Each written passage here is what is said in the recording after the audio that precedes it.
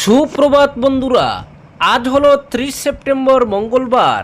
আজকের সকালের বরাক উপত্যকা তথা আসামের গুরুত্বপূর্ণ বিশেষ বিশেষ খবর হলো: পারিবারিক কলহের জেরে দেওরের দায়ের কূপে গুরুতর আহত বৌদি, দোলাইয়ে চাঞ্চল্য। পারিবারিক কলহকে কেন্দ্র করে দেওরের ধারালো অস্ত্রের উপর্যুপুরি কূপে গুরুতর আহত হয়েছেন বৌদি।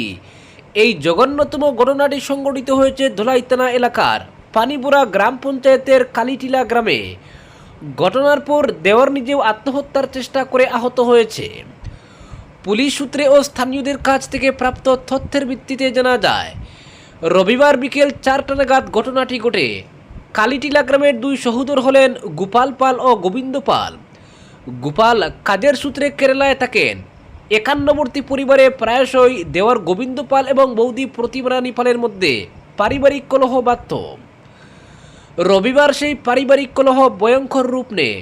কথা কাটাকাটির এক পর্যায়ে দেওর গোবিন্দ পাল ধারালো দা দিয়ে বৌদি প্রতিমা রানী পালকে বেশ কয়েকটি কূপ বসিয়ে দেন। গুরুতর আহত অবস্থায় প্রতিমা রানী মাটিতে লুটিয়ে পড়েন। এরপরই গোবিন্দ পাল নিজেকে শেষ করে দেওয়ার উদ্দেশ্যে নিজের গলায় সেই ধারালো অস্ত্রটি চালিয়ে দেন।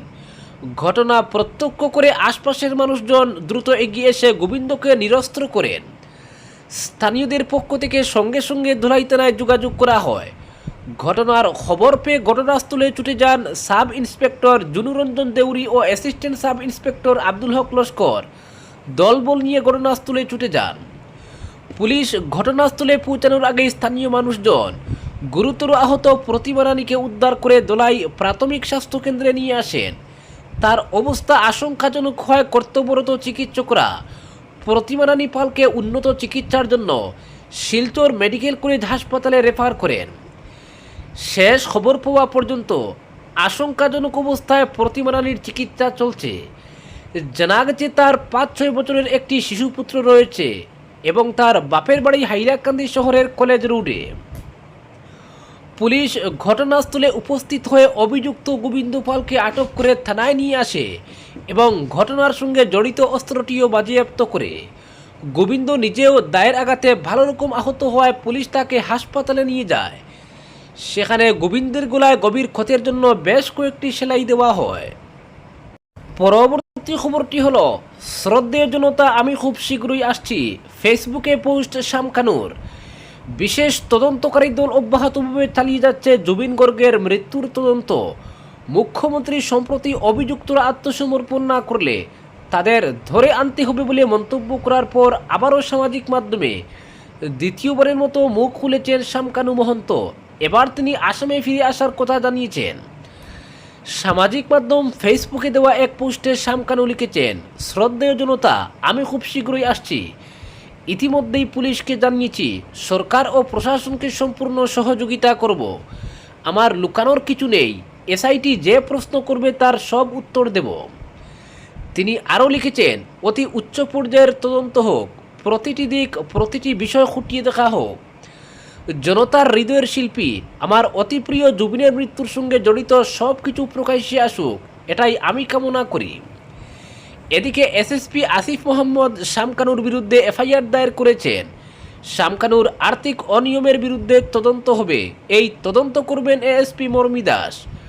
বৃহস্পতিবার ও শুক্রবার মহন্তর বাসভবন ও দপ্তরে চালানো ব্যাপক অভিযানের সময় সিআইডি কর্মকর্তারা বেশ কিছু আপত্তিকর সামগ্রী বাজেয়াপ্ত করেছেন। পরবর্তী খবর, দুর্গাপূজা, হাইলাকান্দিতে কন্ট্রোল রুম। রাত 10টা পর্যন্ত 65 ডেসিবেল ভলিউমের মাইক বাজানোর অনুমতি। হাইলাকান্দি জেলায় দুর্গোৎসব শান্তিপূর্ণভাবে সম্পন্ন করতে জেলা প্রশাসনের উদ্যোগে ডিসি অফিসে একটি কন্ট্রোল রুম 24 ঘন্টা কাজ করছে। প্রশাসনের বিপর্যয় শাখায় চালু থাকা এই টেলিফোন নম্বরটি হল 03844280000 এবং টোল ফ্রি নম্বর 1077। জনসাধারণকে প্রয়োজনে এই নম্বরে আইন শৃঙ্খলাজনিত সমস্যার জন্য যোগাযোগ করতে বলা হয়েছে। এদিকে পূজা কমিটির কর্মকর্তাদেরকে রাত 10টা পর্যন্ত 65 ডেসিবেল ভলিউমের মাইক বাজানোর অনুমতি দেওয়া হয়েছে প্রশাসন থেকে। পরবর্তী খবরটি হলো, হাইলাকান্দিতে নির্বিঘ্নে পূজা সম্পন্ন করতে সব ব্যবস্থা নেবার নির্দেশ কৃষ্ণেন্দুর। হাইলাকান্দি জেলার অভিভাবক মন্ত্রী কৃষ্ণেন্দু পাল হাইলাকান্দি জেলার নির্বিঘ্নে চলতি শারদ উৎসব সম্পন্ন করতে সব ব্যবস্থা নেবার নির্দেশ দিয়েছেন প্রশাসনকে। তিনি সোমবার হাইলাকান্দিতে অনুষ্ঠিত এক প্রশাসনিক সভায় এই নির্দেশ দেন। জেলায় মূর্তি বিসর্জন করার স্থানগুলির ঘাট সুন্দর করে সাজাতে তিনি নির্দেশ দেন। দেবী মূর্তি বিসর্জনের জন্য নিয়ে যেতে ব্যবহৃত রাস্তাগুলিতে এখন পর্যন্ত কোনো গর্ত থাকলে তা অবিলম্বে সারাতে পূর্ত বিভাগকে তিনি নির্দেশ দেন। শহরের যানজট এড়াতে একমুখী ঘোষিত রাস্তাগুলিতে যাতে কেউ উল্টো দিকে প্রবেশ করতে না পারে তা কঠোরভাবে বলবৎ করতে পুলিশকে তিনি নির্দেশ দেন। শহরে দেবী মূর্তি বিসর্জনের কাজটি পৌরসভা সম্পন্ন করতে দায়িত্ব দেন তিনি। সভায় জেলা commissioner Abhishek Jain, senior police super Amitabh Sinha সহ পৌরপতি মানব চক্রবর্তী, বিজেপি নেতা স্বপন ভট্টাচার্য, মুন স্বর্ণকার, কল্যাণ গোস্বামী এবং শীর্ষ প্রশাসনিক আধিকারিকরা অংশ নেন।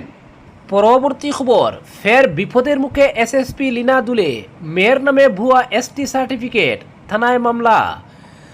আবারও বিপদে পড়তে চলেছেন কি এসএসপি লীনা দুলে? তার বিরুদ্ধে উঠেছে এক গুরুতর অভিযোগ মেয়ের নামে ভুয়া এসটি সার্টিফিকেট তৈরি করে ক্ষোভের মুখে পড়েছেন এই জ্যেষ্ঠ পুলিশ অধীক্ষক। জানা গেছে, মেয়ের নামে ভুয়া এসটি প্রমাণপত্র বানিয়েছিলেন লীনা দুলে। সেই ভুয়া এসটি প্রমাণপত্রটি ব্যবহার করে মেয়েকে ভর্তি করানো হয়েছিল দিল্লি বিশ্ববিদ্যালয়ে।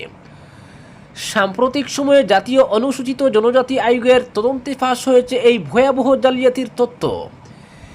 এরপরই দিল্লি বিশ্ববিদ্যালয়কে লীনা দুলে ও তার মেয়ের বিরুদ্ধে মামলা দায়েরের পরামর্শ দিয়েছে আয়োগ। ইতিমধ্যেই দিল্লির মরিশনগর থানায় এফআইআর দায়ের করেছে দিল্লি বিশ্ববিদ্যালয়। পাশাপাশি লীনা দুলের বিরুদ্ধে ব্যবস্থা নেওয়ার পরামর্শ দিয়েছে আসাম সরকারকে। উল্লেখ্য, অতীতে একাধিক বিতর্কে জড়িয়ে পড়েছিলেন লীনা দুলে। কিছুদিন আগে শাস্তিমূলক বদলির সম্মুখীন হতে হয়েছিল তাকে। গত 10 সেপ্টেম্বর ধুবড়ীতে কুচ রাজবংশীদের জনজাতিকরণের দাবিতে প্রবল প্রতিবাদ অনুষ্ঠিত হয়েছিল, যেখানে পুলিশের লাঠিচার্জে বহু প্রতিবাদকারী আহত হন। এই ঘটনার সঙ্গে যুক্তদের কঠোর শাস্তির দাবিতে আকারসু প্রতিবাদও জানিয়েছিল। এরপরই গৃহ দফতর থেকে শাস্তিমূলক বদলির নির্দেশ জারি হয় লীনা দুলের বিরুদ্ধে। এর পাশাপাশি পুলিশ উপপরিদর্শক জুনমণি রেবার মৃত্যুর ঘটনাতেও নাম জড়িয়ে গিয়েছিল এসএসপি লীনা দুলের। অপরদিকে পূর্ব মহাদেবপুরের 50 জন মহিলার হাতে বস্ত্র তুলে দিল মাতৃভূমি। ধর্মীয় উৎসবে অসহায় মানুষের পাশে দাঁড়ানো অন্যতম কর্তব্য বলে মনে করে দলাইয়ের অগ্রণী বেসরকারি সংস্থা মাতৃভূমি। ঈদ বা দুর্গাপূজা যে উৎসব হোক না কেন, মাতৃভূমির কর্মকর্তারা অসহায় মানুষের মুখে একটু হাসি ফোটানোর প্রয়াস চালিয়ে আসছেন। এবছরের পুজোতে তার কোনো ব্যতিক্রম ঘটেনি। দুর্গোৎসবের মহাসপ্তমীর দিনে পূর্ব মহাদেবপুর পঞ্চানন দুর্গাপূজা কমিটির মণ্ডপে ওই এলাকার 50 জন মহিলার হাতে বস্ত্র তুলে দেন মাতৃভূমি সামাজিক সংস্থার কর্মকর্তারা। এই মহতি অনুষ্ঠানে উপস্থিত ছিলেন বিজেপি দলাই নরসিংহপুর মণ্ডল সভাপতি সঞ্জয় কৈরি, আঞ্চলিক পঞ্চায়েত সভাপতি নির্মল কান্তি দাস, পঞ্চায়েত সদস্য জুলি রায় সহ পূজা কমিটির সভাপতি ও মাতৃভূমির সভাপতি শীতাংশু দাস সহ সদস্যরা। পরবর্তী খবর, সিঙ্গাপুরের সহযোগিতা চেয়ে কেন্দ্রীয় স্বরাষ্ট্র মন্ত্রণালয়ে আবেদন আসাম সরকারের। আসাম সরকার জুবিন গর্গের মৃত্যুর তদন্তে সিঙ্গাপুরের সহযোগিতা চাইছে। এ বিষয়ে কেন্দ্রীয় স্বরাষ্ট্র মন্ত্রণালয়ের কাছে আনুষ্ঠানিকভাবে আবেদন জানিয়েছে রাজ্য সরকার। মুখ্যমন্ত্রী হিমন্ত বিশ্ব শর্মা জানিয়েছেন, সিঙ্গাপুর সরকারের কাছ থেকে আইনি সহায়তা পেলে গোটা ঘটনার পূর্ণাঙ্গ তদন্ত সম্ভব হবে এবং অভিযুক্তদের ফিরিয়ে আনা যাবে। মুখ্যমন্ত্রী বলেন, স্বরাষ্ট্র মন্ত্রণালয় যদি সিঙ্গাপুরের সঙ্গে পারস্পরিক আইনি সহায়তা চুক্তি সক্রিয় করে, তবে আসাম পুলিশ দ্রুতই জুবিনের মৃত্যু সংক্রান্ত নথি ও তথ্য সংগ্রহ করতে পারবে এবং অভিযুক্তদের দেশে ফিরিয়ে আনার পথ সুগম হবে। জানা গেছে, আজ 30 সেপ্টেম্বর মঙ্গলবার জুবিন গার্গের মৃত্যুর তদন্তে অংশ নিতে আসাম পুলিশের 2 জন উচ্চপদস্থ আধিকারিক সিঙ্গাপুর রওনা হবেন।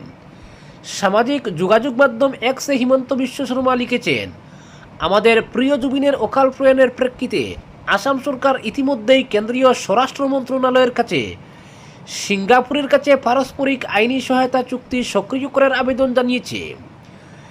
এই প্রক্রিয়া শুরু হলে আমরা সিঙ্গাপুর সরকারের কাছ থেকে পূর্ণ সহযোগিতা পাব। এর মাধ্যমে তদন্তে প্রয়োজনীয় সব তথ্য পাওয়া যাবে এবং অভিযুক্তকে ফিরিয়ে আনা সম্ভব হবে, যাতে ন্যায় বিচার নিশ্চিত করা যায়। উল্লেখ্য, গত 19 সেপ্টেম্বর সিঙ্গাপুরে নর্থ ইস্ট ফেস্টিভ্যালে গান গাওয়ার উদ্দেশ্যে এক ইয়ট ভ্রমণের সময় সমুদ্রে রহস্যজনকভাবে মৃত্যু হয়েছিল জনপ্রিয় গায়ক জুবিন গার্গের। এই মৃত্যু নিয়ে আসাম সরকার ইতিমধ্যেই সিআইডি তদন্তের ঘোষণা করেছে। আইপিএস মুন্না গুপ্তার নেতৃত্বে একটি বিশেষ এসআইটি গঠন করা হয়েছে, যারা দিল্লি সহ দেশের বিভিন্ন স্থানে তদন্ত চালাচ্ছে। তবে যেহেতু ঘটনাটি বিদেশে ঘটেছে, তাই আসাম পুলিশের তদন্তে জটিলতা তৈরি হয়েছে। এই কারণেই রাজ্য সরকার কেন্দ্রীয় স্বরাষ্ট্র মন্ত্রণালয়ের মাধ্যমে সিঙ্গাপুর সরকারের সহযোগিতা চাইছে এবং সমান্তরালভাবে 2 জন উচ্চপদস্থ পুলিশ আধিকারিককে সিঙ্গাপুরে পাঠানোর সিদ্ধান্ত নিয়েছে। আজকের বিশেষ সংবাদ এখানেই সমাপ্ত।